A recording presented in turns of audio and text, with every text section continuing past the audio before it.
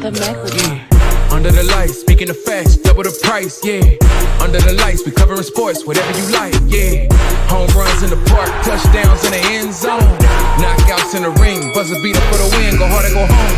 Find out who you are when you under the lights. That pressure made a star right here. Under the lights, you looking for the best, tune in to Under the Lights. Yeah, yeah, Under the Lights. Yeah. Welcome back to Under the Lights. We are your host. I'm Big Mike, and that's my guy, Jordan. What's up, boy? I'm all good, baby. Talk to me. Man, I'm feeling great, man. I feel like it's been a minute, man. You know what I mean? I ain't seen you in a minute. You know what I'm saying? Last time I talked to you, you know what I mean? You was celebrating a birthday and shit. How'd that go? Oh, it was good, man. It was good. I had some people over, had some food. You know what I mean? Ellen's getting me all up in this birthday thing, you know what I mean? So yeah. You ain't cooked nothing, did you? You ain't cooked nothing. Yeah. I made a look at one toast. What you I do? mean? Piece of rolls or some shit? What you did? I mean, I made some coleslaw. This motherfucker said, "Hey, made some coleslaw." This motherfucker. That it, man. That's the what did you make any meat? Did you do any of the nothing? You didn't do none of that? I mean, I helped prepare it a bit, but not You, really. you said you put the plates on the table and shit and fucking silverware. I got you. I mean, it's your birthday. It's all good though. You know what I mean? That's cool. Man, I ain't gotta do nothing on my birthday, man, my nigga. You know what I mean? Yeah, you don't do that. You don't cook no way, nigga. But anyway, it is what it is, man. Hey, man, for the viewers right now, man, make sure y'all hit that like and subscribe button so y'all can be up to date with all things Under the Lights. You understand? Anytime we drop something, you will know about it. You feel me? And you can follow us on IG and TikTok at __ Under the Lights. Hey, man, I got them going crazy on Instagram and TikTok, bro, with my little takes and shit. I was talking about Jordan, Michael Jordan, LeBron shit. You know what I'm saying? Man, they talking crazy, bro. Like, this is... What is this? What is your Michael Jordan? Your Michael Jordan LeBron thing? It's like, yo, honestly, for me, I was talking to Mel yesterday. I don't want to hear nothing about Mel. Mel is a LeBron hater at its finest. He's one of the presidents of the club, so I don't care what Mel talking about. Now, for me though, I'm sick of the era talk. I'm sick of it, bro.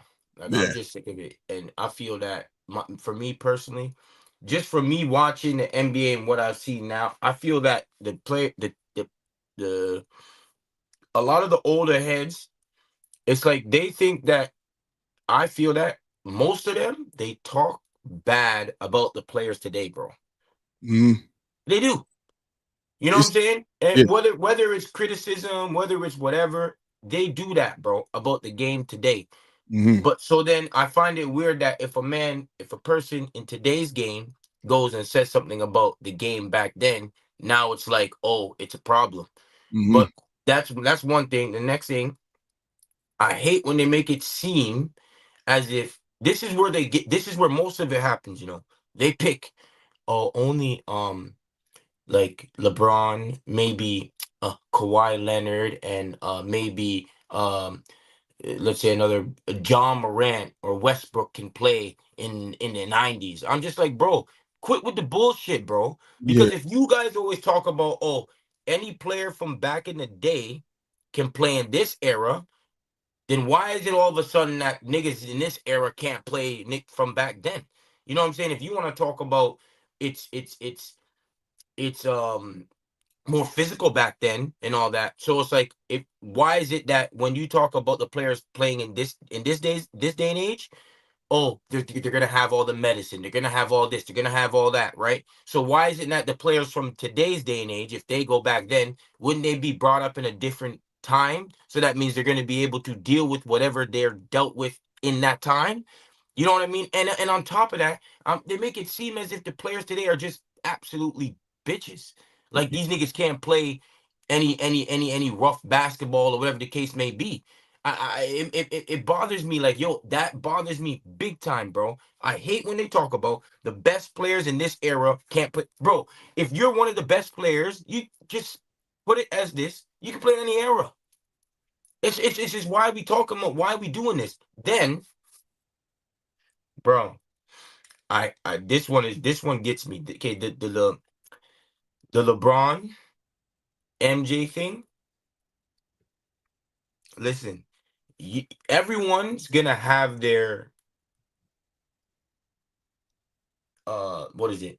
So everyone's gonna have their, like, okay, if you want to pick holes at a Jordan, you can do that. You know what I mean? In order to try, if you want to like try and elevate one over the other, and you're just having a debate, you're gonna have those. You're gonna have your things from LeBron. You're gonna have those things about Jordan. That's cool, bro. That's cool. I don't mind that. If you're trying to like debate that, but don't be talking about as if LeBron can't play back then and that make that an argument, or Jordan can't play now. We are never gonna know this, bro. We're never gonna know this. But you damn sure get it right that the best players in any era, bro, they're gonna be able to play in any era. The game is in any sport there is. We spoke about this, I think, a month ago, bro. Every game gets better with time. This is just facts, bro. So why is it that we are stuck?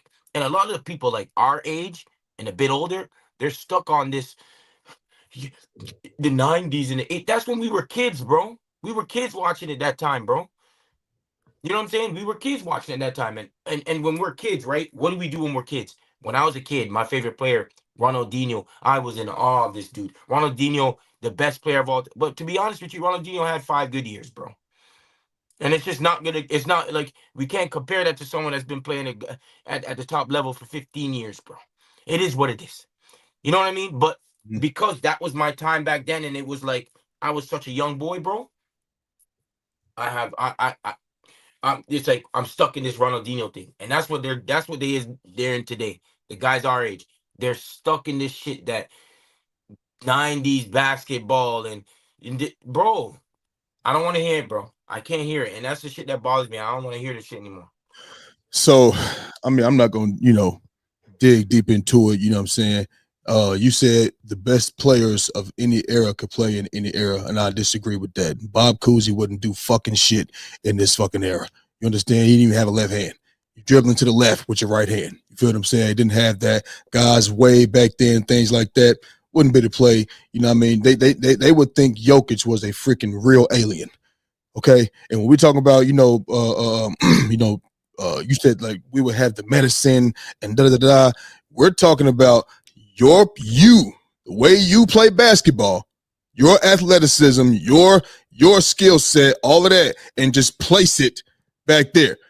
I mean, up in today or 2010's time, 2000's time, whatever you want to call it. You feel we're talking like that. You know what I mean? Because you're not telling me LeBron James, all of a sudden, if we put him back in the 70s or the 80s, he's going to be moving like that. No, we got to take the player that they are and put them in whatever era. You feel what I mean? It's more guys. Bro, listen to me. I won't even name a superstar player. I promise you, Dylan Brooks will in the 80s, in the 90s, would be a hellacious defender. You know why? Because he does a goddamn good job against guys that got real handle. Niggas out here that can make you fall. He goes out there and plays tough defense against them. I ain't saying he can't be had, but he can go out there and hold his own. You feel me? Those guys back in the 50s, 60s, 70s, 80s, 90s, they wasn't moving like that. They wasn't. We didn't see the shift in the 90s until, you like the mid-90s. You got KG to come in the league. You got Penny came in the league in 93, 94, something like that. You know what I mean? Jason Kidd came in 95. They were young when Jordan then was already vets in the league and shit.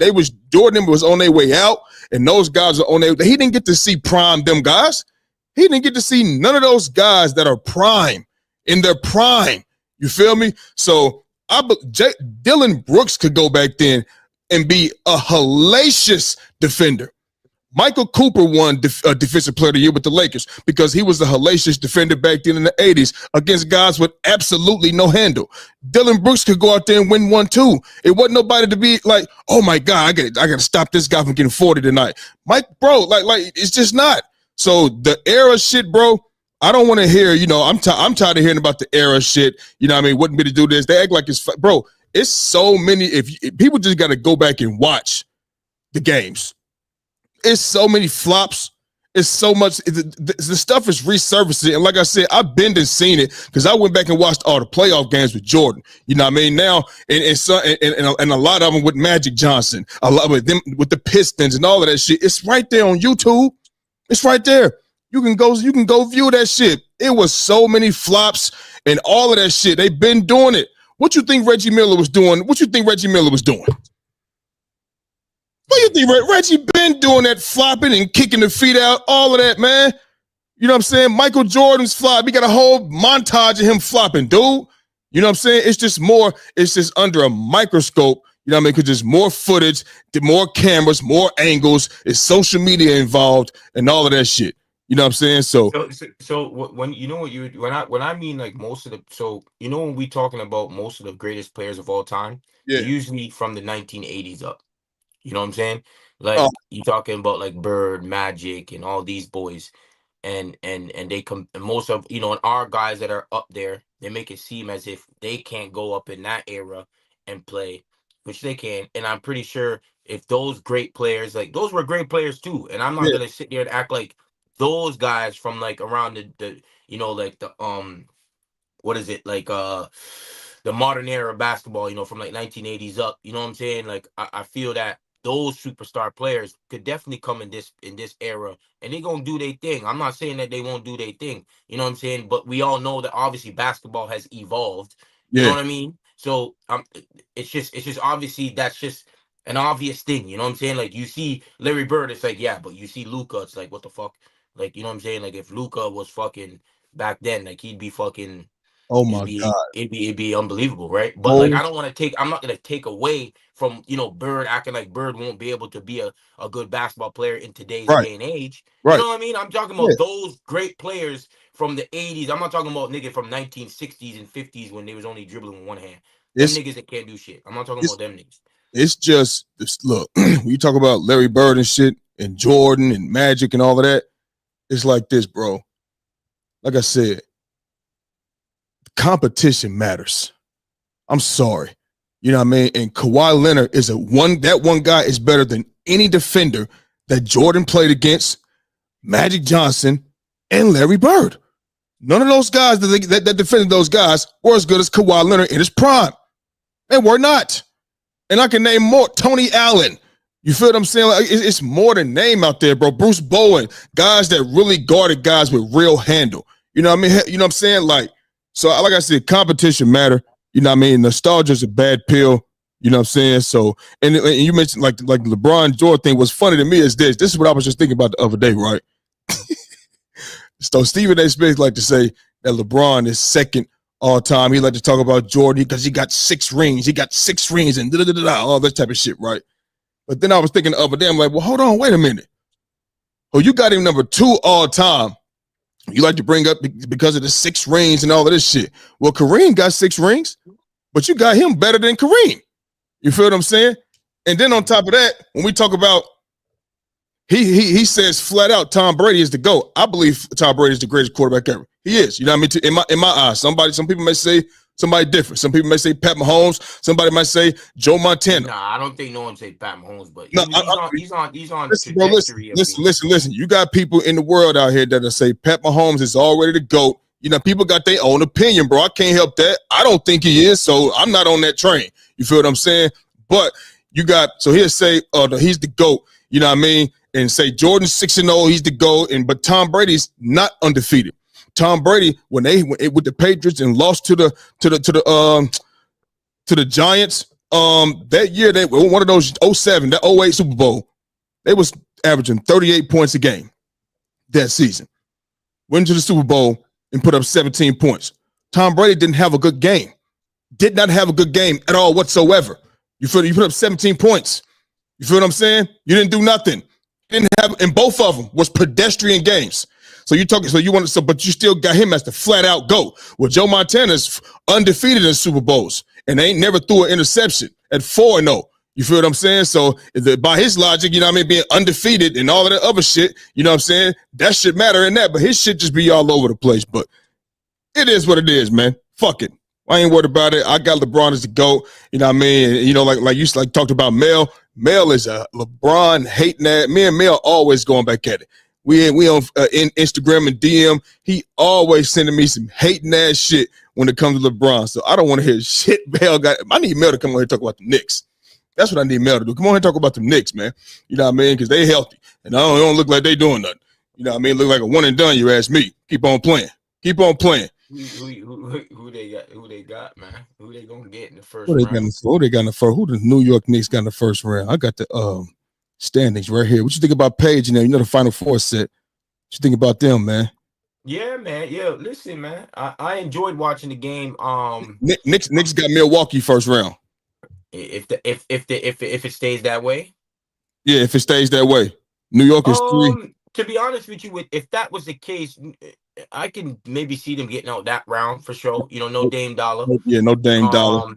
Even with Dame Dollar, I'm not a big believer of Milwaukee. I'm not gonna lie to you. Yeah, I mean, I'm not a big believer in them like going to the finals, but I think they could beat the Knicks. And I'm just going off based off how the Knicks.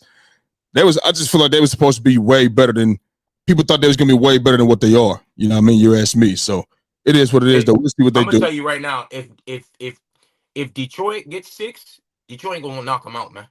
Detroit 5th right now. They got the pace. Yeah, but if they get to that 6th spot, because New York pretty much has that third spot on Smash.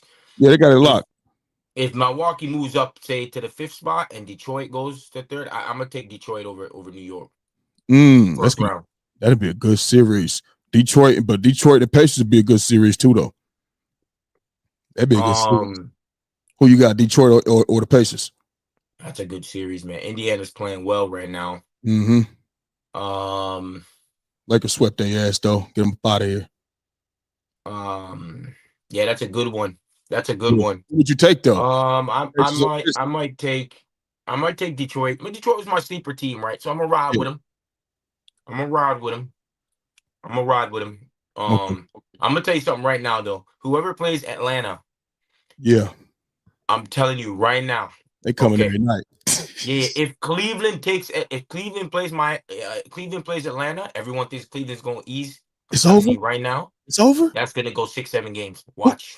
Who's gonna win? I might listen. Because let me tell you something. That Dyson Daniels. So you can expect Donovan Mitchell. Everyone always wants to take that easy route, but let me tell you something, man. Trae Young is an odd man in the playoffs, bro. He loves that role too. I'm a villain. They don't like me, and he just like he feeds off of that shit. He feed off of that shit, man. Let's get into this sports, though. Let's get into this sports, man. You know what I mean? Last night, we seen the Lakers go out there and defeat the Rockets 104-98. You know what I mean? Good game, if you ask me. You feel what I'm saying?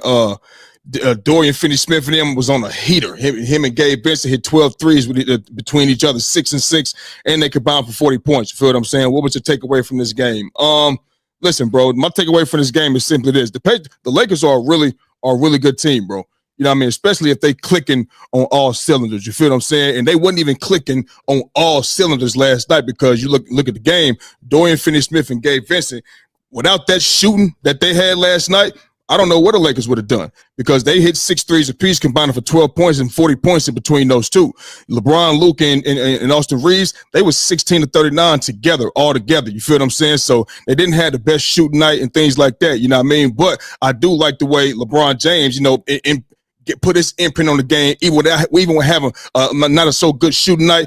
He was taking Sengun, that young boy, you know what I mean, the big man down there, being physical with him, boxing him out. And if I'm not mistaken, all of the shots that he took on LeBron, he missed all of them with physical defense, contesting the shots and just not letting him back him down under the rim and things like that when LeBron was guarding him. Even when you look down at the last 13 seconds of the game, when Sengun got that mismatch on Austin Reeves and he had that mismatch, LeBron come up with weak side defense, move that shit off the glass, you know what I mean? But like I said, you know, he didn't have a great shooting game, you know what I mean? But he always asserts himself in other ways, rebounding, assisting, and defending, because he's not a one-trick pony. He can do it all. You feel what I'm saying? They played better defense in the second half, if you ask me. And even when they got down in the second half, they didn't let it get to double digits. You feel what I'm saying?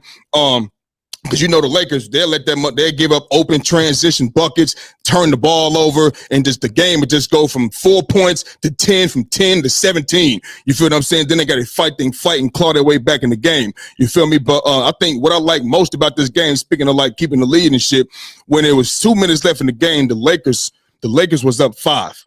You know what I mean? It was up 5, and they didn't allow no transition threes. They caused 2 turnovers. LeBron had a turnover. He tried to draw a foul on Sengun. You know what I mean? I don't really think it was a foul. You know what I mean? He tried to draw, but I don't think it was a foul. So that resulted in a turnover, but they got 1 point off of that because Dylan Brooks missed that free throw. You feel me?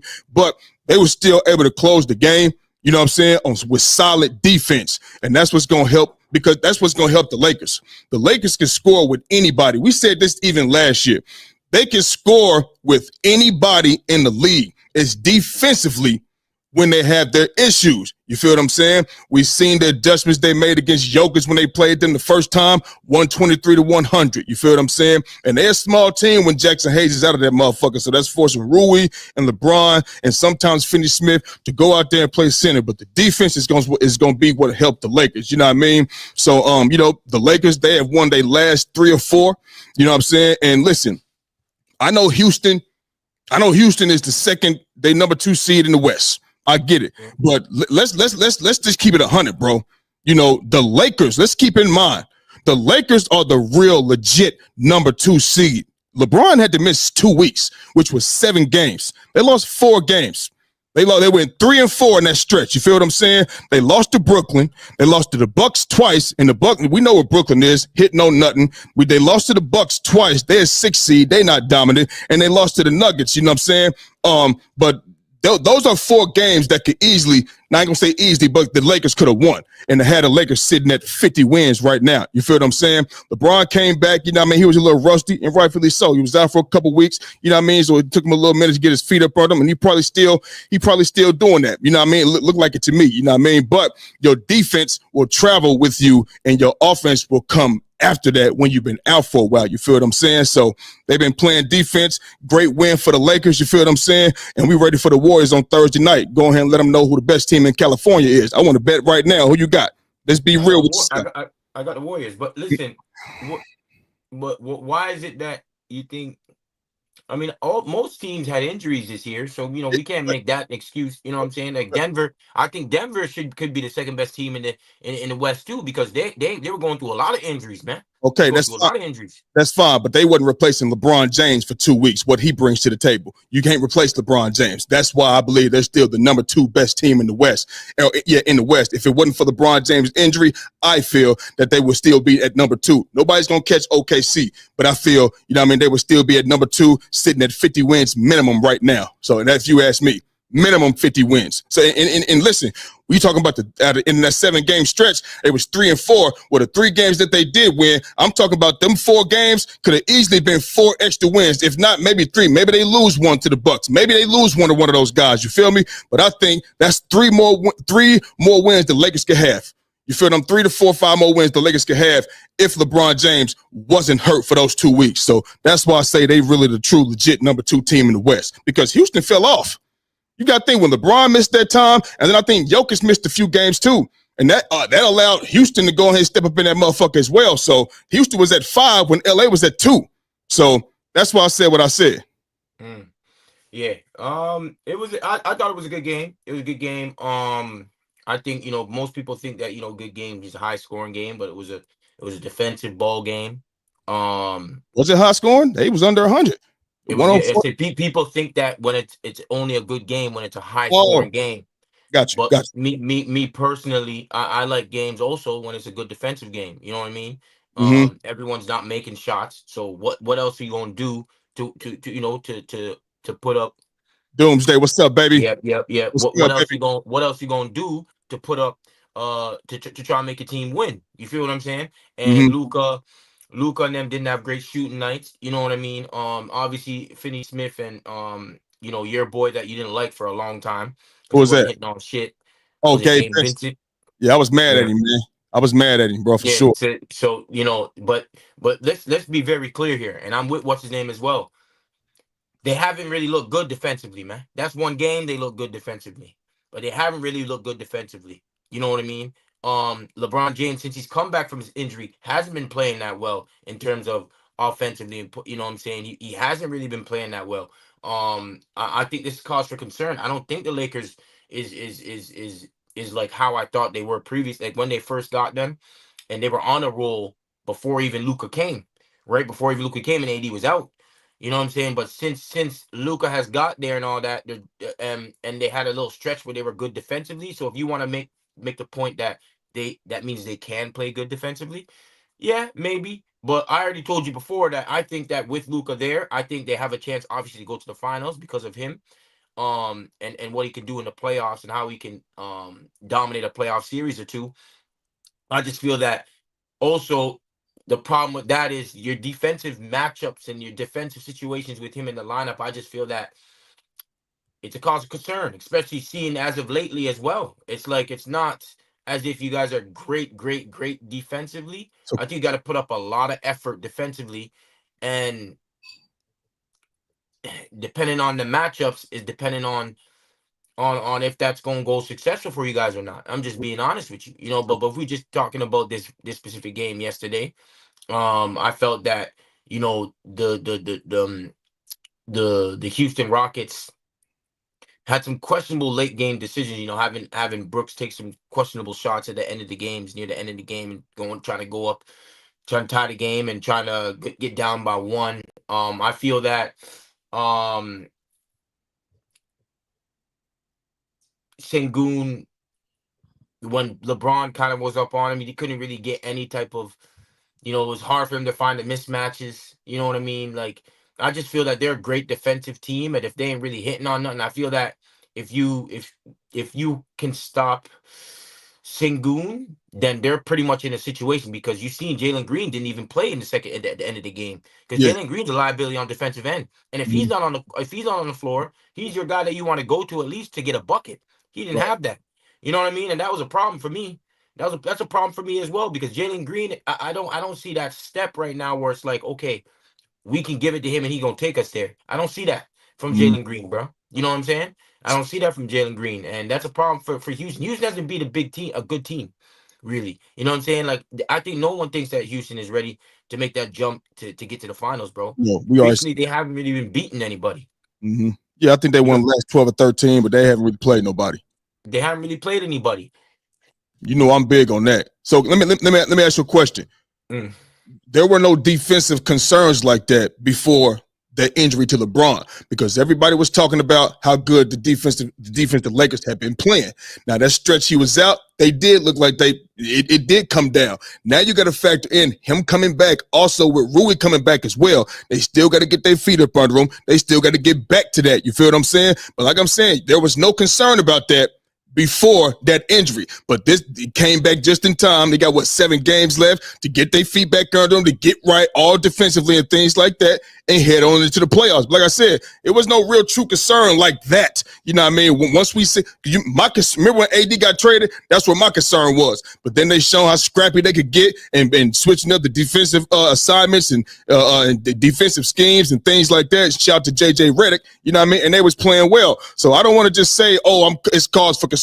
Now, if it continues to the playoffs, then yeah. But I don't want to just sit there and just say that because there was no cause for concern before that. So if you're saying you got to add that in there as well. That LeBron was gone for 2 weeks and Rui was out for I don't know how long Rui was out. He been out in and out the lineup all year long. You feel me? But we got to factor that in too. So I think that'd be cool, bro. I think that'd be straight. So here's my thing. Anthony Davis leaving, right? My Yeah. whole thing was never about. I already think if Anthony Davis is not there defensively, you're gonna have a clear, obviously, because Anthony Davis is such a he's like a mistake eraser. You know what I mean? Right. Like that's just the truth. That's what that's one of his. That's what makes him one of the better players in this league, right? Mm-hmm. My whole thing is my whole thing was adding Luca when the playoffs time comes, when the game slows down, Mm-hmm. Luca can take you over the edge, I think, more than an AD can, Okay. in my opinion. Yeah. That and especially when LeBron James is coming down in terms of, you know, he's 40 years old. I think Mm-hmm. having a Luca there, he can take you there. Shown Okay. that he can do that in Dallas, For shown that sure. he can, you know what I'm saying? Even though they will say obviously they had different players around him in Dallas. Mhm. But you know, from what I looked, I was like, you have Finney Smith, Hachimura, you have LeBron. He can still defend at a high level when need be. You have players that can still defend at a high level, and you also have that lob threatening Hayes. So I was like, listen, I think that they're gonna be fine. You know what Yeah. I'm saying? Just because Luka and his prowess. My thing was defensively. Like I told you before, I said that's why I said I think Golden State now matches up against you a bit better now that AD's gone.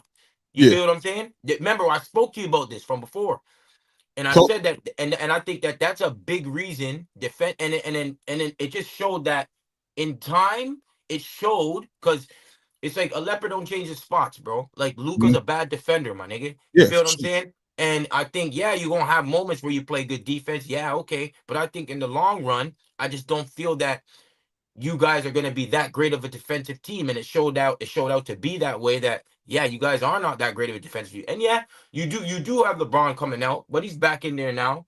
And it is what it is. Let me He's ask. coming back. This is what it is, bro. Let me You let know me what I'm saying? let me ask you a question. You know how when Luca is he be having some good defensive possessions, right? He be having some good like good D, you know, whatever the case may be, right? We know it's not consistent throughout the whole game, locking nobody up. But that's where I'll be talking about get in shape. You're in better shape. You'll have more energy to expend on the defensive end. Even if it's 1% more, we can use that. You know what I'm saying? If you out there, because we know when he on offense, we know he getting out. He'll get out and run that motherfucker. You know what I mean? Defense, you know what I'm saying? I just think he got to get in some better shape. That's when I was talking about getting in better shape, man. He can expend some more energy on defense. You know what I mean? So, but all right, we should we'll talk about the the Warriors and the Lakers. You know what I mean? When that time comes, we still got a couple of days for that. You feel what I'm saying? So, but that shall be a good game. Y'all got Memphis tonight. You're gonna take that victory. They coming off a back to back. You're gonna take that.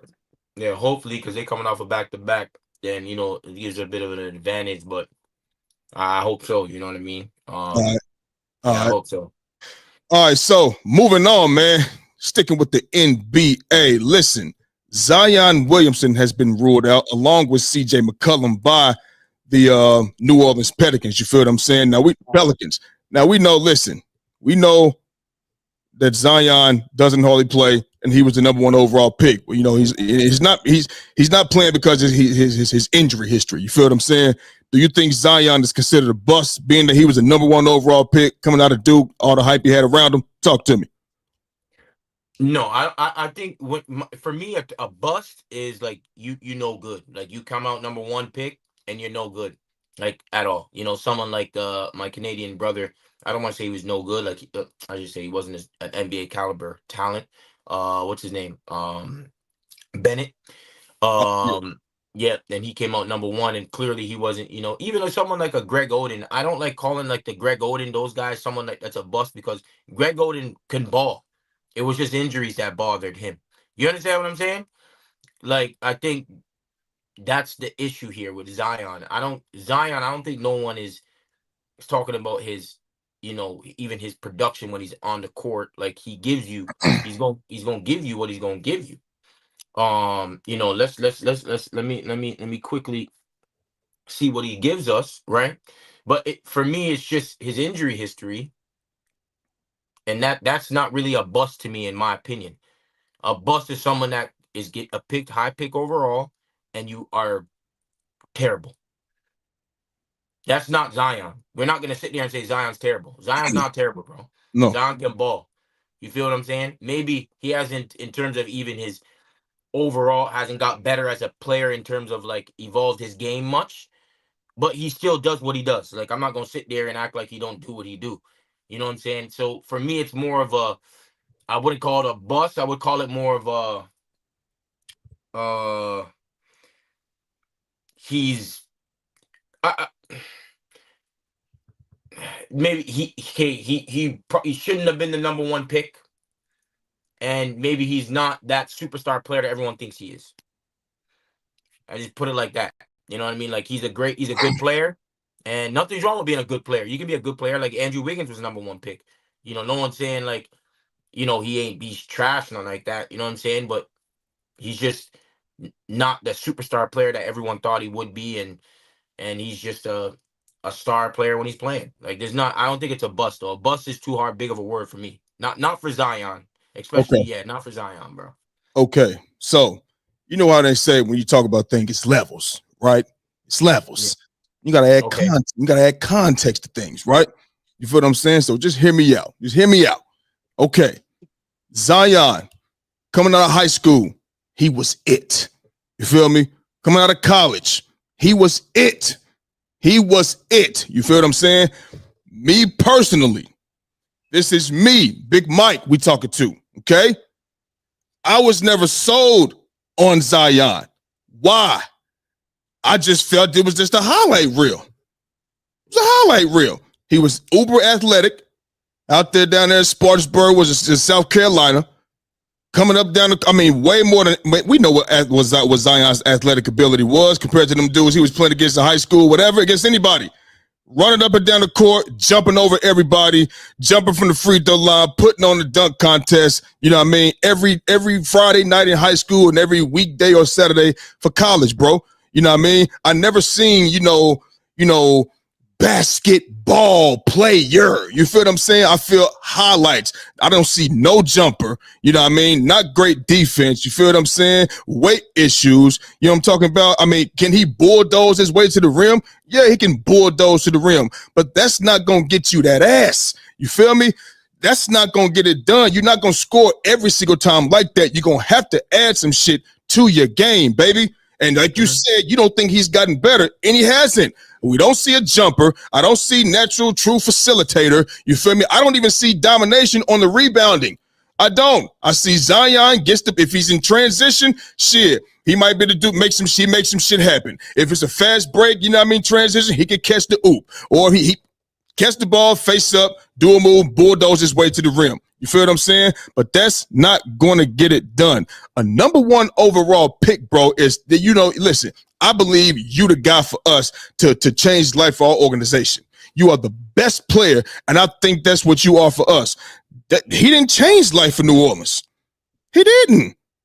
He didn't change life for the Pelicans. They just got one of the most popular players, you know what I mean, who's known for dunking. That's what they got. You feel me? When you were number 1 overall pick, they brought you there for a reason. Jordan, Zion Williamson has played 214 games and has missed 258 games. You feel what I'm saying? The most games he played in the season was 70. His career is 109 and 105. That's his regular season record. He hasn't been in the playoffs. He hasn't. You think the Pelicans have made the money they're supposed to make because the fans is packing it out coming to see Zion play? No, they're not. No, they're not, bro. So listen, he hasn't got an MVP. Ain't even been in the fucking discussion for the MVP. He has no awards. Besides all rookie team, and he played 24 games his rookie year. Let that sink in. He made the all rookie team in 24 games. You feel what I'm saying? So I mean, listen, you can't even look at when you see Zion play, even when he's healthy.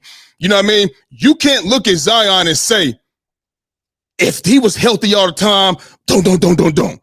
No, you can't. Like how you can look at a Joel Embiid, when Joel Embiid is healthy for a season, MVP. You know what I mean? And if he had a healthy playoff run, you know what he could do.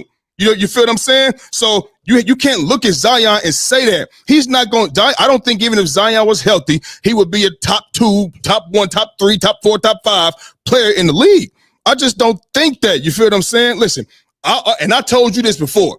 I always said, if you want to win, if your team, whatever GM owner that you are, and you want to win, Zion Williamson cannot be your best player. He cannot be your second best player.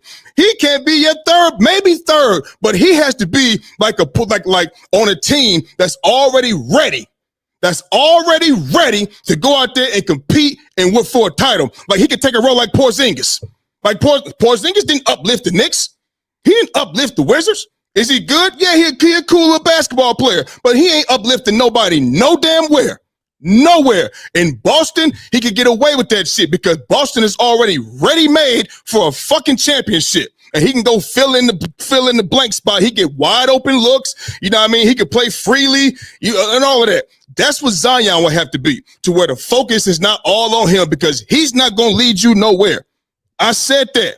You know what I mean? So it's like, yo, like, I never was sold on Zion. So, bro, it's levels to this shit. Is he a bust because he can't play? No. He's a bust because he's the #1 overall pick. You was expecting humongous things from him.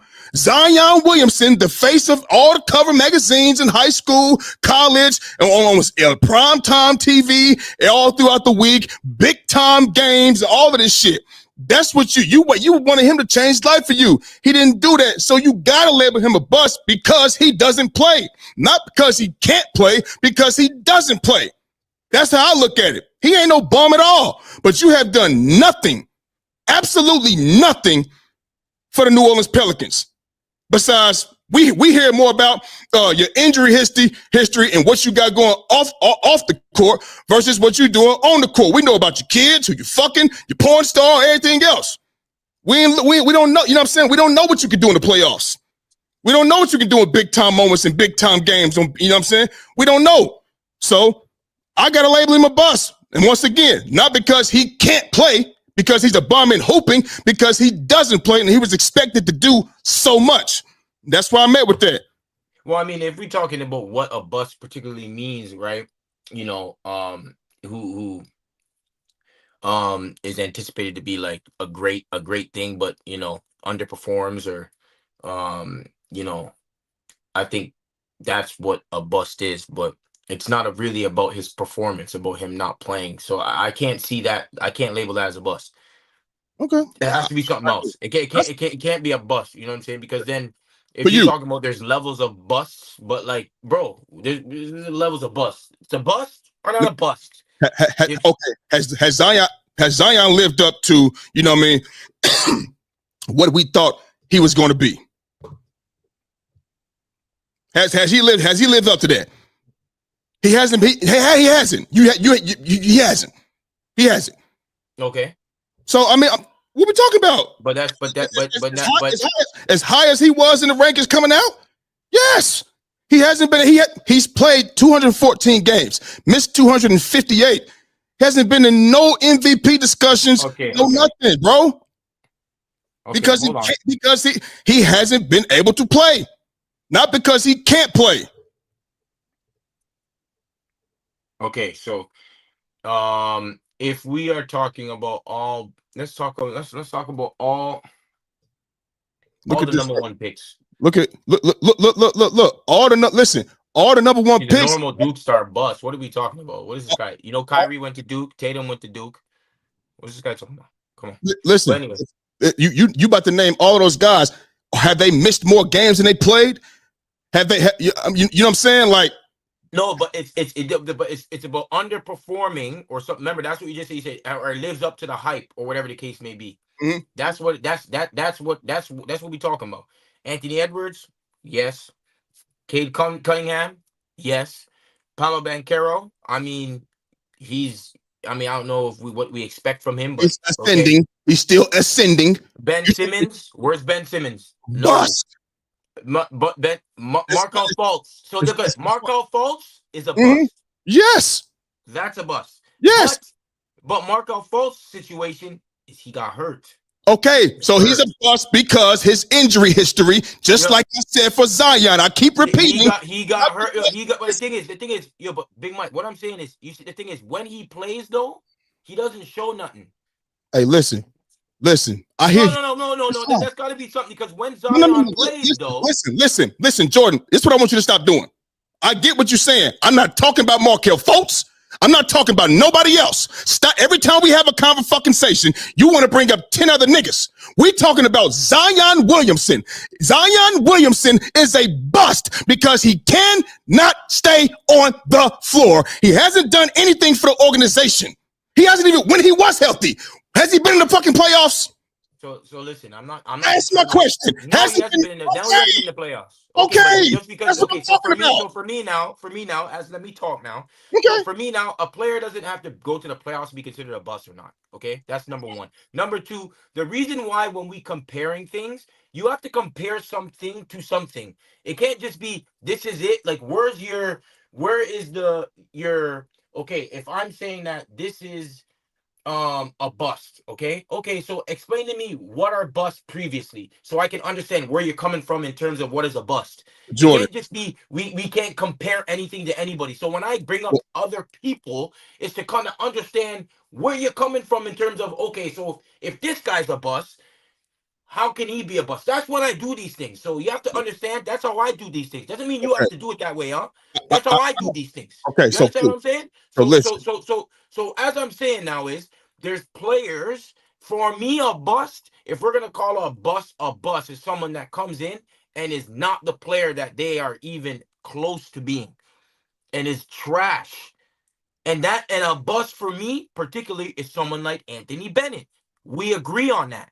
Correct. We agree on someone like Marco Fultz is a bust because when he plays, he's not even close to what we thought a number one pick would be. Mhm. But for Zion, my thing is for me, when he plays and really productive, super productive. So I'm not gonna sit here and act like he's that. The only thing I'm gonna say about Zion is he's not going to maybe get to that high echelon where we think he can be is only because he's injured. It's nothing else. So I'm not gonna call that a bust. I'm not gonna call that a bust. Okay. So Just like how I'm not gonna call someone maybe like a Greg. The only reason why Greg Oden didn't reach his potential or even close because he got hurt. What can you do about that? Can't do nothing about that. same thing with Zion. He's not playing for you. But the thing is, Zion when he plays, he Listen. puts up the numbers. Listen. Okay. Zion Williamson was projected to be major. He hasn't done anything major. When he played, nothing major because he's not on the floor. So that's how you want to look at it. We can agree to disagree. To you, he ain't a bust. I said it's levels to this shit. It's levels. What those guys you naming didn't have the expectation of a Zion Williams. They was putting Zion Williams' name up there with LeBron's name coming out of fucking college. You feel what I'm saying? So listen, you can look at it like that. I look at it the way I look at it. He's a bust to me, not because he can't play, because he doesn't play. Period. That's how I'm. That's why I ain't got nothing to say about your shit. You can say Yeah. something if you want to. Take it No, away, man. we should put a poll up. Let's put a poll up. That's fine. Hopefully, we get a lot of people to respond. You know what I mean? If you're number one pick, you had to perform. Not being in shape is what is making him a bust. Don't take all of that. Don't take it serious. You know, for you've been in the league 4, 5, 6 years. You still gotta. I don't know, man. I don't. Hey, it is what it is, man. You know what I mean? I ain't gonna let shit like that slide. Fuck that. But since we talking about Zion, look, what's next for Zion? What's next for him? So they ruled him out. You know what I mean? For the remainder of the season. You know what I mean? They're not doing nothing. You feel what I'm saying? So and it's said he has a bone bruise in his back, and CJ McCollum got one in his right foot, whatever the case may be. So, but it's always something with Zion. You know what I mean? So what's next for him? Like what's next? Would you extend him if you was New Orleans? Would you extend him? I wouldn't. I know. I'm gonna. I'm gonna make it quick. Maybe he need new scenery. Maybe he need new trainer, new doctors. I don't know. You know what I mean? But maybe it's just time to go somewhere else. I don't know. He ain't doing nothing in New Orleans. It's not going anywhere. He hasn't even made the playoffs. He need to go somewhere, a team that's already loaded, you know what I mean, to go ahead and so he can have some type of future, you know what I mean, without having to carry a load because he can't do that. You know what I'm saying? So it's easy for me. Very Yeah. low. Man, this motherfucker go, man. But let me tell you something. That's crazy. But listen, Thanks, man. I mean, he's under contract till 2027, 2028. So he's there. Yeah. I'm not for me personally, I'm gonna pay him, but I'm gonna pay him at a certain price. You about to extend him or you gonna make him play out through his contract? I mean, he's gonna play out through his contract. Oh, okay.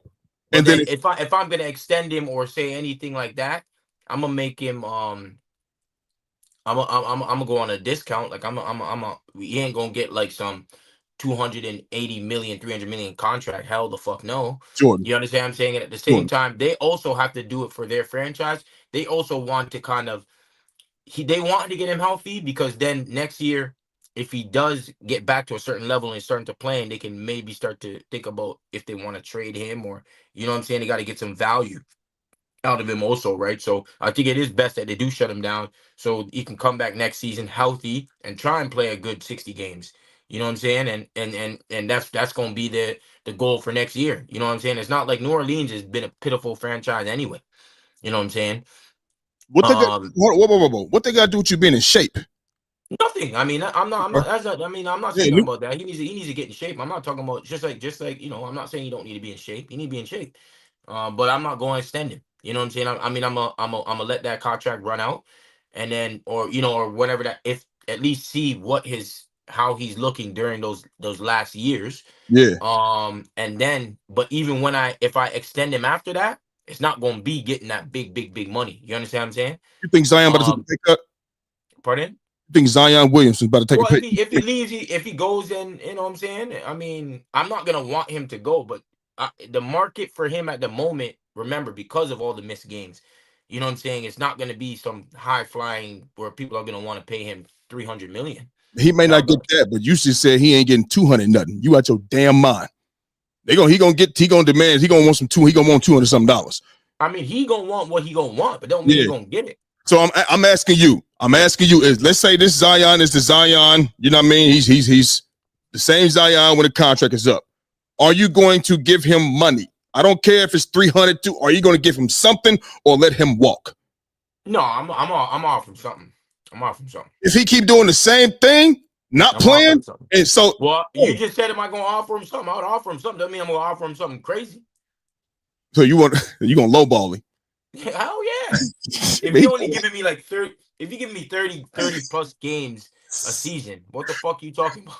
So so what if you let motherfucker? Yeah, less than 200 million is unacceptable for me. Then listen, then we gonna find a trade for that nigga.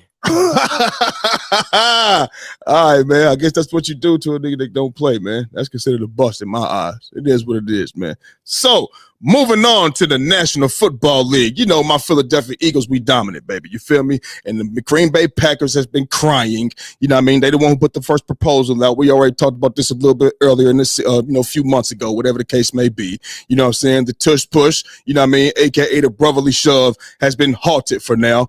You know what I mean? Meaning they've put a stop to it. They put it on the table. They left it off the table right now, and they'll come back to it in a future date and time. Does this, like even them having this discussion, does this make the NFL look soft?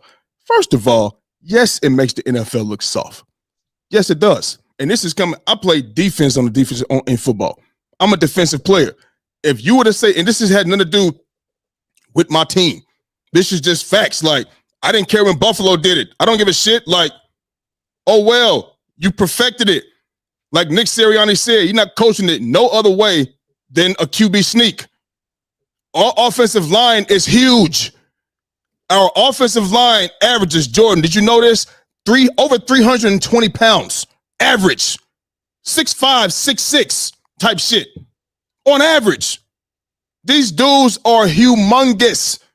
You understand? They're colossal. Big men. Look at Lane Johnson. Look at Jordan Mailata. Look at Cam Jurgens, Landon Dickerson, Mekhi Becton that was just there. He was 365. Moving men against their will. I said this before. Tell me when you seen players just come out here just getting hurt from the tush push. When? There's been no recorded injuries from the. It hasn't been no. So they want to try to. Oh, it's about safety. Ain't nobody been hurt. Nobody's been constantly hurt. They this close. They this close. Ain't this? It's not that. They this close. So for you to be out there banning it because you can't, trying to ban it because you can't do it, that makes you whoever agreed with it. In 16 teams. See, and it takes 24 teams to complete it. You feel what I'm saying? So they'll come back to it in a future date and time. But that makes all of those guys look very, very weak because you haven't found a way to stop it. It looks very, very soft on your behalf. You feel what I'm saying? This is a man's game, bro. This is a man's game. Why are you trying to take a play away that a team has perfected? You feel what I mean? Like, we did it. What the fuck? What's the big issue? You're supposed to be elevate your fucking dick. Don't let us get the 4th and 1. Don't let us get the 4th and 2. You know what I'm saying? Don't let us keep it to 4th and 3 or more. Keep it there. You feel what I'm saying? Like, why do that? That's weak shit. You know what I mean? So yes, you already can't land on a quarterback. You already talk about, you know, the defenseless the defenseless receiver. You know how they want you to let you catch it, and then say, "Hey, did you get it? Look at me. You ready? I'm gonna hit you. 1, 2, 3, go," and then make the tackle. You know what I'm saying? I started saying, in the last couple of years, they used to go ahead and just start letting women, you know, they got women's football leagues. They play with pads and shit. You know what I mean? Obviously, that game is for men. You feel what I'm saying? But they got, you know, some like a women's league out here somewhere. You know what I mean? Just let them go ahead and play quarterback and receiver. You can't hit them. Let them go ahead and play those two positions. And since you want to do that dumb shit, you feel what I'm saying? You know what I mean? Obviously, come on, man. Like, it's just crazy. So it makes them look soft. It's whack. And I wish they just man up and just say, you know, we ain't moving that play. We're not doing it. Find a way to stop it. If not, oh well. Yeah, I mean, I'm not really into this thing, bro. Like, it's rather they just, you know, let's get it over with. If they're gonna ban it, then ban it. If not, then let's keep it pushing. You know what I mean? Other teams, they have the personnel to do it, so they do it. And everybody quarterback don't squat 600 pounds. You feel me? They act like that don't play a part as well. Come on, man. You know, other teams try and do it. I think Buffalo, they tried to do it also in it was the AFC Championship game. Got stopped a couple times. I think so. Was it once? I think it was once. It should have been a first down. They showed Mark. They didn't give it to him. Yeah, that line we were talking about on the show. So it's like, you know, other teams try to do it. You know, I've seen my team do it too. And we throw Mark Andrews there. Yep, and Mark Andrews out there. Yeah, so I'm not sitting there saying, like, if you can do it, then do it. You know what I'm saying? But at the end of the day, bro, like, I'm sick of this shit. It's rather we ban it or we don't. You know what I'm saying? And if you want to make it, if teams are saying that it's not fair and all this, whatever it is, or the injuries, but there's no injuries, it's too much bullshit going on, man. Just let's get it popping, bro. They hate us because they ain't us, man. They hate us because, bro, if we would have lost the Super Bowl, they wouldn't be doing this. This is why I tell people all the time, like, bro, listen to me. You ain't never got to worry about no accusations of somebody cheating for the Philadelphia Eagles. I can promise you that. Because they don't like us, bro. Our fan base is rowdy. Get in your motherfucking, man, bro, we'll fucking cuss your ass out, do all of that shit, bro. You know what I mean? It's no holds barred. You know what I mean? That ain't nobody cheating. Like the accusations of the referees being on the Chiefs side and, you know, the Patriots back in the day, all those not for us, bro. Not for us. And the teams that they talk about, you know, with the referees and shit the most, like the Patriots and shit like that, and the Chiefs, we knocked both of those teams out the way for Super Bowl titles. Ain't nobody giving us shit. We got to take every fucking thing. Look what they trying to do to us. A successful play. It's not illegal. None of that shit. I'm going to tell you what's about to happen, though. Watch this. Doomsday, watch this. Now it's about safety, right? Now it's about safety, right? Watch this. I guarantee you, this season, what episode we on? This is episode 181. This season, watch this. This season, bro, it's going to be guys out there faking like they got hurt. All year, all season long, they're going to be out there faking like they got hurt, or it's going to be an injury that comes out afterwards, and he's going to say it happened from the brotherly, from the tush push. That's what he's going to say. He's going to stay in the game, but after the game, you know what I'm saying, it's going to come out that, oh, so-and-so has a shoulder injury, a collarbone, or a neck injury, or whatever the case may be, and he says it came from the tush push, and that's going to go on all year long. And you know it's a copycat league. They're gonna copycat the shit. We 86%, 88% on that shit. It's gonna keep on. It's gonna happen throughout this year, and then it's gonna, because that's the tactic right there. They want to make it about safety. That's the only way they can get that 4th and 1. That's all right, cool. We're gonna act like we got hurt. We're gonna act like we got hurt and say it came from that. And then it's going to come out and say, you know what? It's causing too much safety concerns. We should ban this play. And that's what's going to happen. Watch what I tell you this 25-26 season coming up. It's going down. Watch what I tell you. Bitch ass niggas. That's what's going to happen. They hate us because they hate us. Pussies. Started with the fucking Packers organization.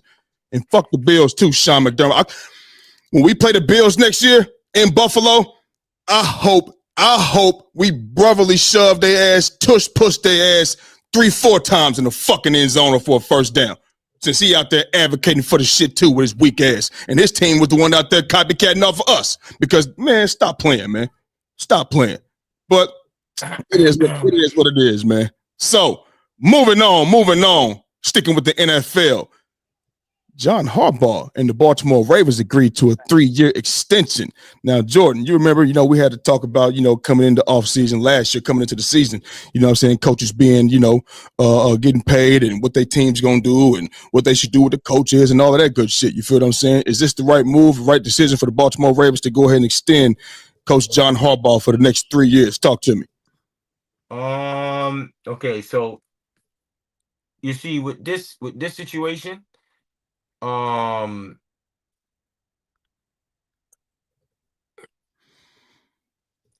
it's a bit fair.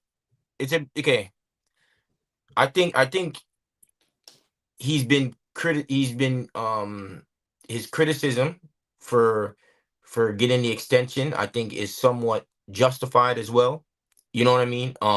It's not that, especially you have someone like people talking about Mike Tomlin. He should be, his job should be gone or whatever the case may be. I think the same thing should be said for John Harbaugh. I like John Harbaugh personally, but I also know that, since I think we're not talking about his early season successes, huh? This is predominantly based off of since Lamar Jackson, had Lamar Jackson. You know what I mean? And we have been performing. We haven't been performing to the level, especially when it gets to the postseason. You know what I mean? And I think Lamar Jackson has been getting that flack, and players, on the offensive side of the ball or whatever you want to put Lamar Jackson. And I think it is fair that he also should get some of that blame. You know what I mean? And we've seen where they've been to the AFC Championship game and they stopped running the ball. You know what I mean? Like all these type of situations where you have to question the head coaching job. So I think that it's fair that he also has some criticism and in terms of is it the right thing? You know what I mean? But he is a good coach though. You know what I'm saying? He puts us in position where we are up there. So like I think it's fair that he gets the criticism, but I'm not like, and he is a good coach though. You feel what I'm saying? So I'm not gonna sit there and act like a 3-year extension is like I'm like, no, he shouldn't, whatever the case may be. So I'm like I'm with you. I'm with them when they're criticizing him, but I'm also, because I understand it. You feel what I'm saying? Like I understand it. So this it's an easy one for me. I'm gonna let you go, and then after I'm gonna spit up some facts for you on John Harbaugh. Keep going. Okay. So is this the right decision by the Baltimore Ravens? Well, for one, it's the right decision because I don't think anybody else right now at the moment was available. You know what I mean? That you would say, hey, this guy's going to take us. I mean, maybe you might say, well, Mike Vrabel could do a good job, but nobody's picked him up and he's not been coaching for the last 2-3 years anyway. You feel what I'm saying? I think, it was the right move because, John Harbaugh has been there and there was nobody else that was considerably better that you would say, oh, he's just this much better than his coach. You know what I mean? So, yeah, it was the right move. I mean, instead of versus just, I guess versus starting over right now, you know what I mean? But, Mike, and you brought up Mike Tomlin, and they say the same thing in Pittsburgh and in Baltimore. The standard is the standard. You know what I mean? Mike Tomlin says it, what I'm saying? And he continues to say it. The standard is winning. And see, but the thing is, the standard is the standard. That's what it was back in the 70s. They won 4 rings. You feel what I'm saying? And then they won 2 in the early 2000s. And was it 06 and then 2010 or 2009, whatever the case may be. You feel what I'm saying? Or was it 06 and 08? What, 06, 08? I know they won 2. You feel what I'm saying? Maybe I got the years mixed up. But the point is, bro, the Steelers haven't won a playoff game since 2016. You feel what I'm saying? And when it comes to the Ravens in the past 10 years, it's only been 3 wins in the playoffs. You know what I mean? They've had defenses. The Ravens are built on defense from day one. Ray Lewis was drafted first round 26th pick in the 1996 NFL draft. It was an expansion team, the Baltimore Ravens. They built their team of running and defense. It's always going to be that.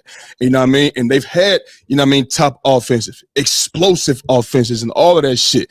2 MVPs for Lamar Jackson, one of the best QBs in Lamar Jackson. You got weapons, and you added Derrick Henry. Only 1 AFC Championship game appearance. You feel what I'm saying? And listen, when you come out here, you know what I'm saying? And other people, they blame John Harbaugh, you know what I mean, for the loss, or and they don't blame when Lamar and they scored 10 points, you know what I mean, after the Ravens held them Chiefs scoreless in the second half, you know what I mean? Oh, it was they should have ran it more. They should have did this. That's blaming on John Harbaugh right there. You feel what I'm saying? It's never Lamar Jackson's fault.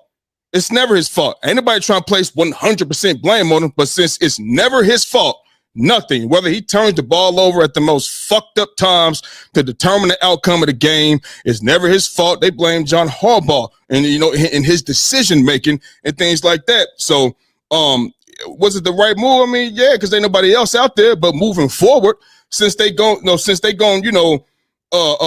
you this money, you're gonna have to show and prove that you can make better decisions. Don't give the Ravens or the Ravens fans, like my man Jordan right here, room to say they didn't run it enough. They didn't pass it enough. They didn't do this. They didn't do that, because all that does is point back towards the head coach, John Harbaugh. He got the headset on just like everybody else. He heard every play being called, offensively and defensively. You feel what I'm saying? So listen, you could get anybody in there, you know what I mean, to continue to go and shine in the regular season, but lose in the postseason. So they extended him. I think it was the right move because there was nobody out there considerably better, but he's going to have to make better decisions as a coach since he's always to blame. So that's where I'm at with that. Yeah, I don't think, well, me personally, I watch a lot of stuff on our Baltimore Ravens and a lot of Lamar Jackson. I think Lamar Jackson does get a lot of the blame when things do go wrong, 100%, because I be watching a lot of stuff on and also on ESPN and all these what you say though? For me, he does take blame in a lot of this stuff, yeah, but it's not all him. That's not giving blame. You jump off a motherfucking cliff. You know what I'm saying? Nobody ever catch. No. Anyway, as I was saying was, yeah, I don't give Lamar Jackson all the blame. I think that's where people do that, because it is Lamar Jackson and people say it's Lamar Jackson's fault. And that's where it's like, okay, you have to watch these games. You know what I'm saying? It's not Lamar Jackson's fault when he threw it to Zay Flowers and he was ready to get a touchdown, and that would have been more than 10 points, but he let the shit fucking hit out of his hand. I mean, that's what it is.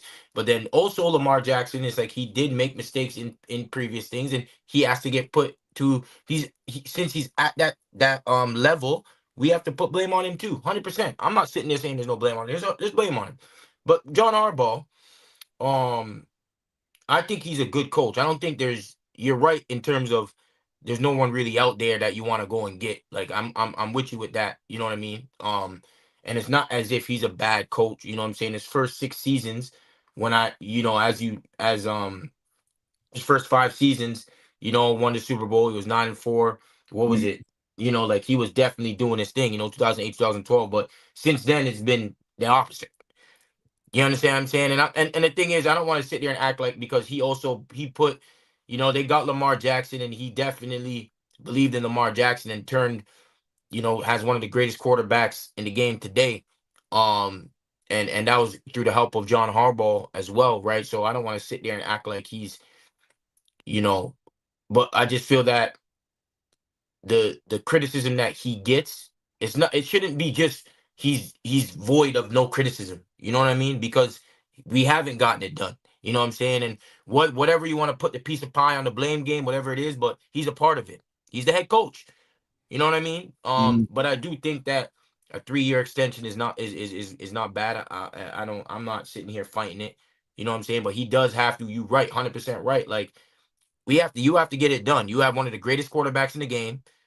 You know what I'm saying? You have one of the greatest teams in the game. You have one of the greatest organizations in the game. You have one of the best offices in the game. Let's talk about, like, we're talking about the organization as a whole now, president, everything.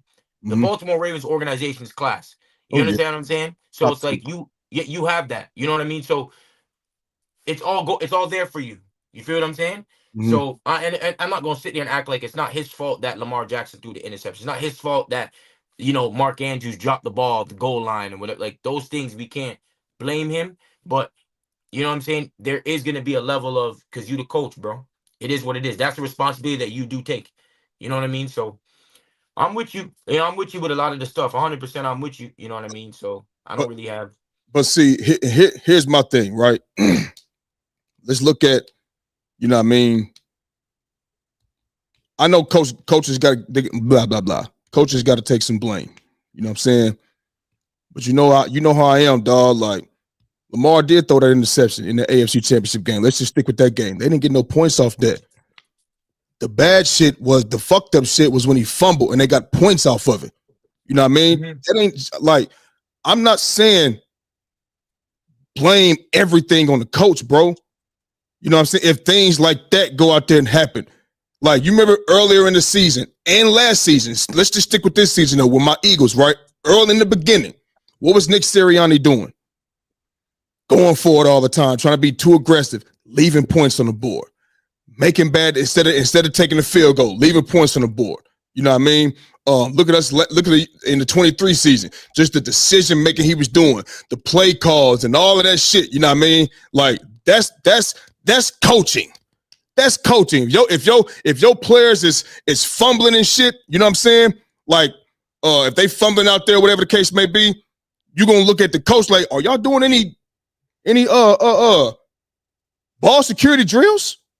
You know what I'm saying? It's just like basketball. When you see a team that's like, ain't nobody crashing the boards, it's like, I feel like sometimes you get to the professional level, you feel like you don't got to work that in practice, like crashing the board, like a drill for that shit, just to keep it in your mind. You know what I'm saying? So it's like, yo, like, you don't want to blame the coach for everything. It's not his fault that he did that, but they like to do that. You know what I mean? So I just look, like I said, I'm not the guy that's gonna blame Coach Harbaugh for everything. He had nothing to do with that fumble, had nothing to do with the interception, but decision making as far as like, got to pass it here, or don't run it, don't pass it this time. Let's run it more. You see what works, because he gets every play ran across him as well in that headset. He got the power to say, "Nuh-uh, we need to run that bitch, run it, So, run it." So I watched one thing, the Vault. They're big time. I watched their podcast. Shout out to the Vault. They're really good, man.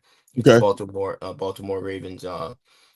It's like a podcast. Really good, man. You have Sarah Ellison and Bobby Baltimore. They're really good, man. I enjoy their podcast and stuff, and they put up some interesting stuff sometimes where I might look at it and check it out and see what it is. And one of their things on Twitter, a guy named Ryan Mink, he posted something about John Harbaugh as one of the best coaches in history. Mm-hmm. 17 seasons, second longest, active. One of 5 coaches in NFL history to lead his team to the playoffs at least 12 times in his first 17 seasons. Mm-hmm. 8 road playoff wins, most ever by NFL coach. 13 total playoff wins. 1 Super Bowl, 4 conference title games, 99 home wins. So it's like John Harbaugh's not a bad coach. Listen, bro. Listen, let me just say something. Listen, and I hear all of that. I'm with you.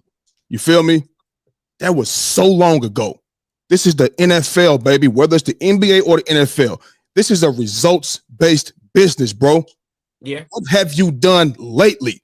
When they was doing all of that shit, you had Terrell Suggs on the front line, Haloti Ngata over there with you. On top of that, you had Ray Lewis right there. Then he got another partner in crime in Darnell Ellaby. And you had Ed Reed at the back. You know what I mean? Like, name a better trio in the history of football at the top of your dome. Maybe it is one. Than Terrell Suggs, Ray Lewis, and Ed Reed. Three leaders, 3 guys that's really real deal like that. And Ray Lewis alone can galvanize and bring a team of men together. You feel what I'm saying? They had that back then. That was so long ago. These are 3 playoff wins in 10 years, bro. Yeah, but that's why years. Listen, that's the early success. So you're gonna have to get some more of that success to keep it rolling, because 17 years, right? Okay, what about when it's 25 and then it's 30 years? Let's just say, but we gonna live off the shit you did when Ray Lewis was playing?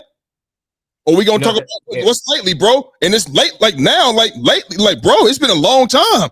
But Big Mike, that's why I say I think most of this is predicated off of, since Lamar Jackson has been there. Yeah, I'm just saying this because I know you was talking about his success, and I'm just saying it was so long ago. We didn't want to see it now. No, for sure. And I mean that that it is pretty much off of what, since Lamar Jackson has been there, and now Baltimore is back to being one of the better ball clubs, in the NFL. You know what I'm saying? So Yes. that, for sure. And he had a part in that because he empowered Lamar Jackson to be that guy. So we have to give him credit for that too. No, we listen. I promise you, Jordan, we're gonna give him credit for that, right? We're gonna give him credit. But Lamar's talked about too much.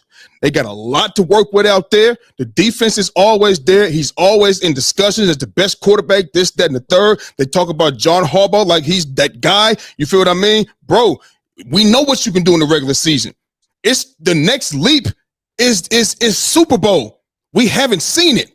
There's no question in the regular season that John Harbaugh and company can get the job done.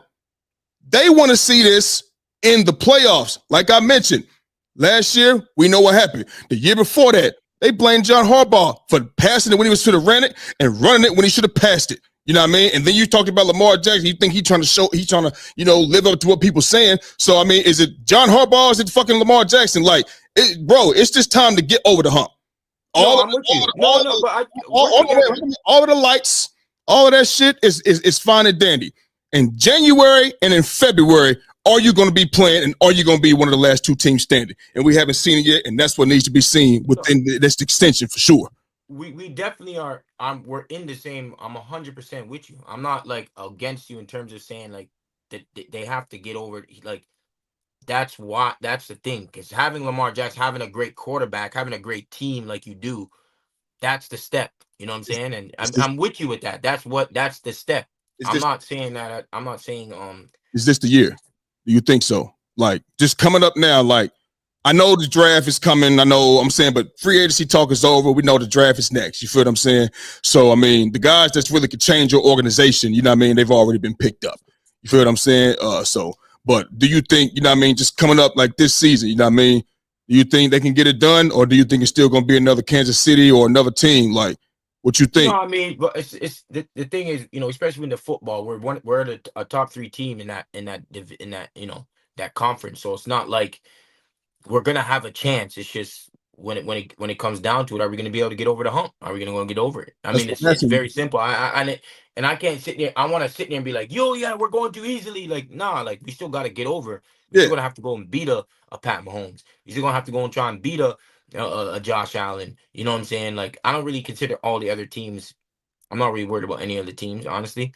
It's those teams are the teams that are like that. We're gonna like that's the top teams. It's gonna do this. So. Okay. You know what I'm saying? I just hope that the ball bounces our way, man, this time. It's very, you know what I mean? Like, I'm with you. All right. So sticking with the NFL, man, the NFL is making changes. You know, they've had their meetings and things like that. They're making changes already. You feel what I mean? Are you excited? Excuse me. Are you excited about the new changes? There's new changes like, you got, like right here, they're going to use like this thing called Hawkeye. It's called the Hawkeye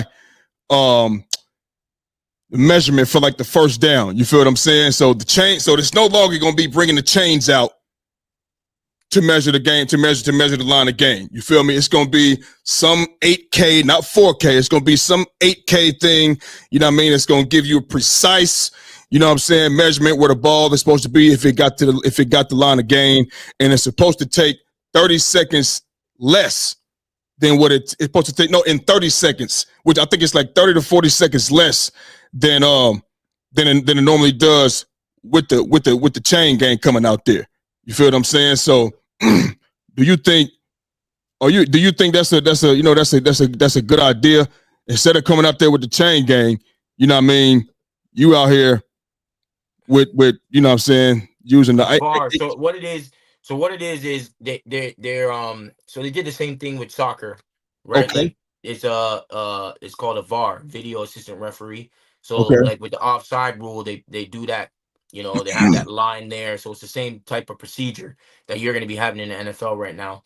And what it does is it limits the so-called referee mistakes, right? Like usually, human error would happen in calling an offside or even, doing whatever the chain, whatever it is like that, right? And spotting the ball wrongs, whatever it may be.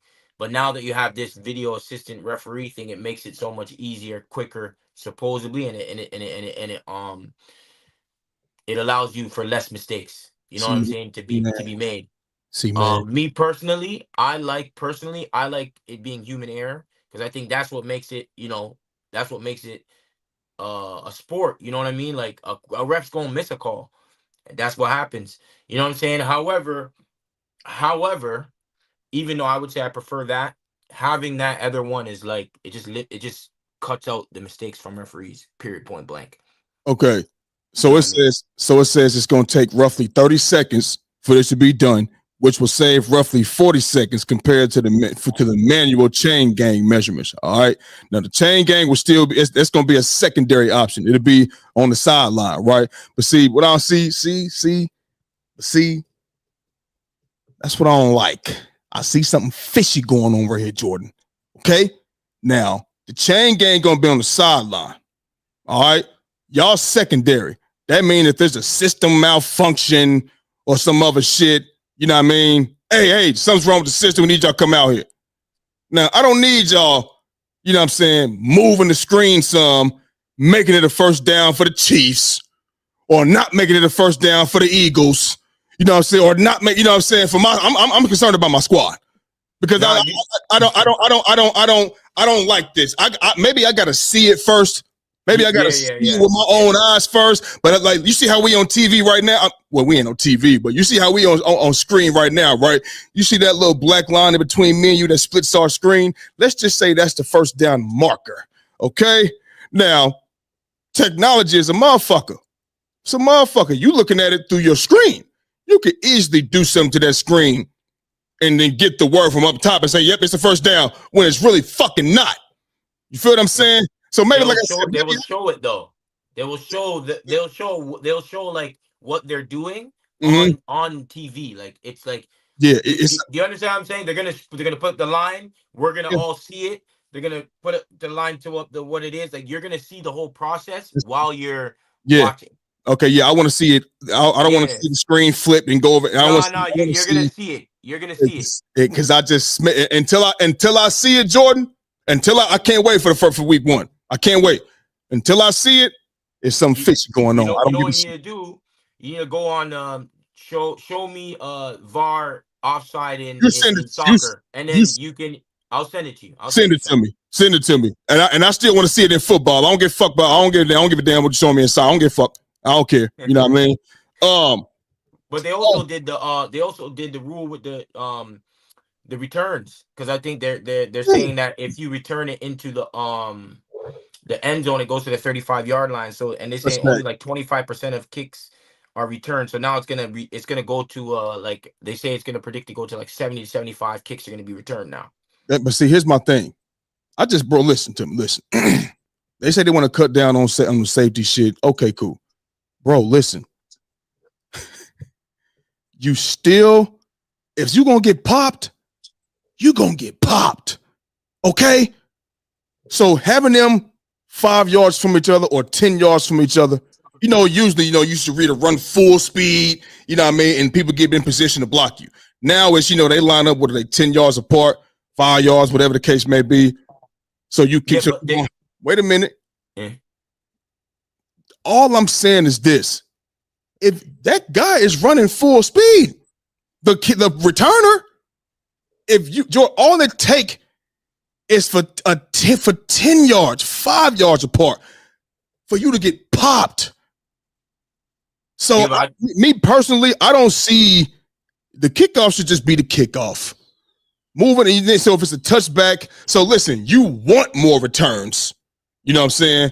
That's why they're doing it though. They want more returns. Okay, but still, what I'm saying is this: you pushing for more returns, but moving them a little bit closer is not going to stop nobody from getting hurt, concussion or whatever. You feel what I'm saying? I think the thing was, if they get a touchback, if you do that or something like that, then it goes. You throw to the 35, and that's less yards for them to cover. I understand that. Listen. All I'm saying is this. You move the kicking team right across from the receiving team, okay, to prevent injury. Now you're saying you want to see returns. You want to see more returns. And I'm saying either way, it's still risk for injury because when he kicks that ball, when he receives that ball at the 1 yard line, and he's running full speed, and the defenders are running full speed, bro, you can't hold no block for no 10 seconds, 5 seconds. You're not. You don't have the offensive line out there. You feel me? Niggas still get a chance to run and put a move on you and get down full speed and pop the shit out the returner. So if you wanted more safety, why are you pushing for more returns? It just don't make sense to me. Well, it's just the numbers are the numbers, though, Big Mike. If the concussion rate dropped, it said the concussion rate dropped 43% from last year, bro. You know why? It is like we can't sit there and you can't be going crazy if you know why it dropped? If it worked, bro. You know why it dropped? Because the returns wasn't like that. It was kicking it out the fucking what's the name? It was kicking it out the end zone. That's why it dropped. Now let's see if the concussion rate goes up. Now that you want people to return more, yeah, it could happen. You feel what I'm saying? Now listen, they may want to, because what it once was is the defenders. And then the kicking team and the receiving team, when they go to block some, because when the ball goes up in the air, the receiving team got to go back and get in position while this team is running up. Now this team turns around and they come full speed against each other, right? Maybe they was helping with that one because people's coming down full speed. Pow! You feel me? But Jordan, I see it now when guys coming down. Sidney Brown from our team, number 21, on the kickoff.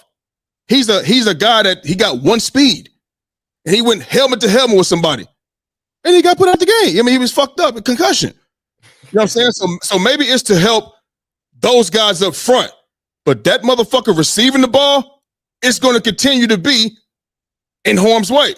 So it went down because they was kicking it out of the end zone, but now it's going to come up more. So you protect the guys up front, but if that dude that's receiving the ball get a hit full speed and the helmet to helmet, he gonna be fucked up. So I don't know. It is what it is, man. So they just allowed another rule. You know what I mean? We always talked about this. You know what I mean? Now they gonna allow both teams in overtime to possess the football. So both teams get an opportunity. Remember we was talking about, they got the ball in the overtime. It's like when the Chiefs and the Bills in the AFC Championship game was at 21 or 22. The Bills, when the overtime, Chiefs scored, it was over. It was over. You feel what I'm saying? Type shit. Now there's no more like that. So there's no more. You ain't got the excuse of, well, they got it and scored. The game is over. Now it's, you know what I'm saying? You get an opportunity whether you score or not. You excited about that rule? Hell yeah. Very excited. I think we've been preaching this for I don't know for how long. Mm-hmm. Both teams should get an opportunity to the team that doesn't win the toss or whatever gets an opportunity to win the game regardless, right? Like you don't want to leave it up to a coin flip. You know what I'm saying? I don't think the better team wins. It's just a coin flip. Now you get to actually go out there and if you score, stop them niggas, and then you win. You get what I'm saying? Yep. That's what it should be. And I think everyone. I think this one is universally everyone's gonna love this one. You feel what I'm saying? There's not really much for us to say about this. We've been preaching this for the whole show. Yes. The whole show since we've been on this bitch. So it's like now that they've done it, I'm excited. I'm happy. I can't wait for an opportunity to watch it. You know what I'm saying? And I hope that we get one of those in a playoff game. You know what I mean? That's going to be real exciting. And I think it's going to boost up the NFL song. You get what I'm saying? For more excitement. So I'm with it, bro. 100%. For sure. I get like the overtime games. Now the overtime games, if that team go down and score, now you got the you got the excitement like, oh shit, what they going like let's imagine you got the Ravens versus the Chiefs. All right, Mahomes and them, that they went down there and scored. What you gonna do now? What you gonna do now? And vice versa. Hey, Pat. All right, Pat. Now, Pat, these last couple of years, they trying to say you ain't been a top prospect. You ain't been a top quarterback. That's what's out there. You know what I mean? They ain't been a top quarterback these past couple of years. You've been getting carried by the defense. You may make an in play at the end of the game. Cool. And then people can say, well, that's what champions do. All right, cool. But throughout the season, you know what I mean? We haven't necessarily been the top quarterback, things like that. You know what I mean? So now it's like, all right, Patty, you know what I'm saying? Lamar went down there and scored, Playboy. Now what you gonna do? Or Josh Allen went down there and scored. Joey B went down there. What you going? You know what I mean? So yeah, Jalen Hurts. Jalen Hurts. All right, baby, look, that's Matt Stafford. He went down there and scored. What you gonna do, Jalen? Super Bowl MVP. Let me see that Super Bowl MVP right here, right now. In this overtime, we need touchdown. We can't get a field goal. Number one, no field goals. We need 6. And then look, guess what?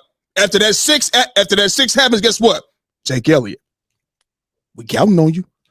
You know you've been missing them all year long. Or you know what's gonna happen? Justin Tucker. You know what's gonna happen? Who that? What's up? The teams might just go for 2 and say, "I'm gonna try and win this game on this 2." You understand what I'm saying? Yeah. Ooh, that shit like a nigga. You know what I'm saying? Hell yeah. Listen, I just gonna bring back big time excitement in the league. Oh my God! I think it's what you're waiting for, a moment where AFC Championship game, NFC Championship game, and it's in overtime, and both quarterbacks are going back and forth, my nigga. Just like in college, what was it with Vince Young and them boys? Yeah. But listen, and listen, it's 10 minutes. They was trying to get it to 15, but they amended it to 10 minutes overtime. You feel what I'm saying? You know what I'm saying? So, hey, you got 10 minutes, baby. You got 10 minutes. Hey, Jalen Hurts, what you gonna do? You gonna go down here and take 10 minutes off the clock? You gonna take 9? You know we got them long. You know what we do for them long drives, 8, 9, 10 minutes. You gonna do that? You know what I mean? Manage this clock, baby. What we doing? We struggling on defense today. We ain't got it like that today. We struggled all game long. Hey, baby, listen, I need you to milk it. I need you to milk this clock. 9, 10-minute drive, forced him to go down and score in 1:18 seconds. You feel what I'm saying? 2 minutes. You feel me? Yeah, this shit about to be lit. And the last one is this. Now, get this. Now they're about to allow, so the NFL is expanding, you know what I mean, the use of the replay assists. And the replay assists are all challengeable and reviewable. Here they are. That's the hits on a defensive player, grabbing a face mask, horse collar, tripping, and running into the kicker. You feel what I'm saying? I'm excited about that. The only thing I find, not so good about this is holding calls. Because, in the NFL, you got some floppers out there too. You feel what I'm saying? That will, like, they're being held and the flag is being thrown and they getting flagged 10 yards. And sometimes it don't be like that. That's the only thing go here that I've seen that's not on there. And that the referee has to throw the flag. It can't be, hey, go review this if he didn't throw the flag. You can't do that. The referee has to throw the flag. So I'm excited about all of this because we see, quarterbacks get face masks and they don't call it. But you got some, that'll throw the flag and say they got hit in the head or face mask, and it didn't happen. It didn't happen like that. You feel me? So you get to go back and review it. So I'm happy about that. But it's the holding part. They got to put that hold in there, man. They probably won't do it, but maybe they'll add it next season or from years to come. But I like that one too. Yeah, I'm with you. I'm with you with all that. I think now, because a lot of people have been complaining about these types of things. So I think now they're trying to just fix it and trying to get a clean game in, But it's going to be difficult to always get a clean game in, honestly. You know what I mean? So it is what it is, but I'm excited. I'm happy. I'm gonna tell you what I think though. When it comes to the challenges, I think you should have challenges until you lose them. So we get 2 challenges per game, right? Like 2 the NBA in the NFL. Just listen, in the NFL. Just watch this. We get 2 challenges. If I challenge something, a non-catch or a fumble, whatever the case may be, I get it right. Why do I have to give why is that gone? It should be replenished. If I get it, so basically, boom, I used the challenge, but I got it right, boom, take it back. You know what I'm saying? If I get it wrong, it's gone. It's gone. You feel what I'm saying? And it's just to make sure you got the right call. That's all it is. You got the right call. That's all it is, bro. That's what I wish they would do. It's just the thing with football. There's so much stopping, man. It's just there's a lot of stopping and all that stuff. You know what I'm saying? So, but Jordan, that's why, like with the NBA, like every time a call is playing, somebody's doing this. Yeah, like my guy, bro. I want to bro. But understand this though. It ain't a call every play. You feel me? It ain't a call every play. You know what I'm saying? They're not throwing the flag every single play. You know what I'm saying? So it's not like you know what I mean? Like.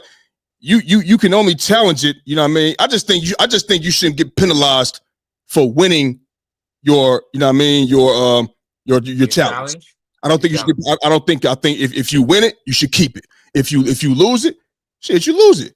It's like Jordan. If I'm on FanDuel and I got a $5 bet or a $50 bet or a $10 FanDuel or $10, whatever I'm doing. If I got a bet going, you know what I'm saying, and I win the bet. Let's say I win $100, right? $100. Shit, I get my money back. I won it. I won. You know what I'm saying? So why the fuck? Why am I getting penalized? Why they don't take my money if I win it? So if I win the challenge, why you taking my challenge away? Why you doing that? I should still have it. Now, if I lose it, that's it. I only got one more. You know what I'm saying? And that's just to ensure that the game is called right. That's all I'm saying. Because it's a lot of shit that be, boy, a lot of shit out there, man. So, but it is what it is, though, man. Warriors over Grizzlies tonight. Yeah, you got the Warriors. The Grizzlies are coming off a back-to-back. You know, hopefully they disappoint. Well, but the thing is, even off a back-to-back, they just lost to the Lakers, so they might come in swinging. You know what I mean? So hopefully with their non-shooting ass team, they, I think y'all get them. Done. I think y'all will get them. Because if we beat them, then we jump into 5th spot. Yeah, I think y'all will get them. 5th spot. What's the Lakers at? 4th? right behind you. Yeah. You know what I mean? Yeah. I wouldn't mind seeing the first. You know what? Go ahead and lock that up. I wouldn't mind going and seeing that the first round, you know what I mean, matchup Warriors, Lakers. I wouldn't mind it. I wouldn't mind it either. And I think that we can take. I remember I told you I think we match well against y'all this time. Yeah. But yeah, we will be 5th, you will be 4th. Yep. But then you're right behind Denver. So I don't know if you want Denver. We ain't worried. Listen. Denver, Houston, and you. So we can handle Denver. We can handle Houston. No, I mean Houston's 2, Denver's 3, you're 4. Oh yeah. You're 1 game behind Denver, and you're 2 games behind 2.5 games behind Houston. Yeah. So we'll see, man. You know what I mean? It's exciting, man. I can't wait. You feel what I mean? So we're gonna go ahead and get up out of here, man. You got anything else you want to talk about, dog? We forgot something. Nah, man. You know KD. You know what I'm saying? I mean, KD, but they gonna make the playoffs, or they done? That's done. Yeah, because they got the Bucks tonight, don't they? Yeah, playing right now. Right now, and then they got So yeah, bro, I'm it's pretty much over. You know what I'm saying? Where you think, real quick, should KD stay or should he go? Real quick.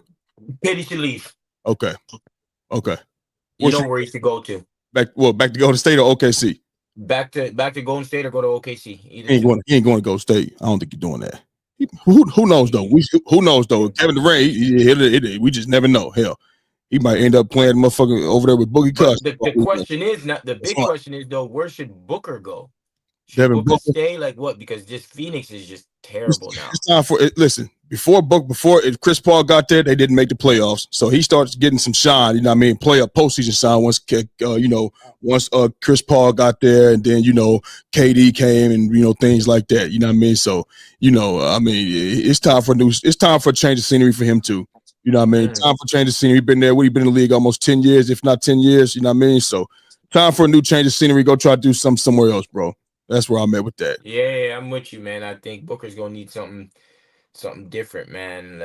Depending on if they trade Kevin Durant, depending on who they get, you know what I mean? It's time to go, bro. It's time to go. It's time to get up out of Phoenix. I don't know how many kids you got. If he ain't got no kids, it's really you ain't gotta go worry about no change in schools, none of that. It's time to go, bro. Time to go. So listen, man, we're gonna go ahead and get up off here, man. For the ones that was watching us throughout this time, man, peeked in, maybe left and came back or stayed the whole time. We appreciate y'all. Make sure y'all tell a friend to hit that like and subscribe button so you can stay up to date with all things under the lights. You feel what I'm saying? So listen, that's our show for the day. My guy Jordan, you know what it is, my guy. And we gone.